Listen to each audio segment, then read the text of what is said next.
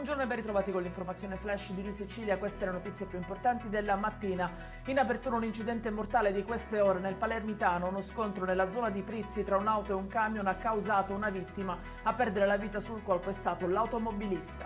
E rimaniamo sempre in tema di incidenti stradali. È morto ieri, dopo un anno di agonia, il marsalese Claudio Rallo. Era rimasto coinvolto in un incidente in via Mazzini lo scorso giugno. L'uomo a bordo della sua Vespa si era scontrato con un'auto. 2 siciliani sono stati uccisi nei giorni scorsi a Londra. Si tratta di Maria Nugara di 54 anni e del figlio Giuseppe Monreale di 29 anni. Per la morte dei due, originari di Mussomeli, in provincia di Caltanissette, è stato fermato venerdì scorso dalla polizia inglese un compaesano. Si tratta del 63enne Calogero Ricotta. I finanzieri di Partinico hanno arrestato il titolare di un negozio di abbigliamento del Palermitano. Oltre a vendere vestiti contraffatti, sul controsoffitto deteneva anche hashish e cocaina.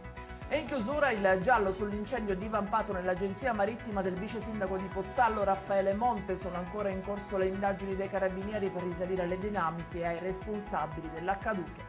I dettagli su queste notizie li trovate come sempre sul nostro sito www.newsicilia.it e sui nostri canali social. Arrivederci e a più tardi.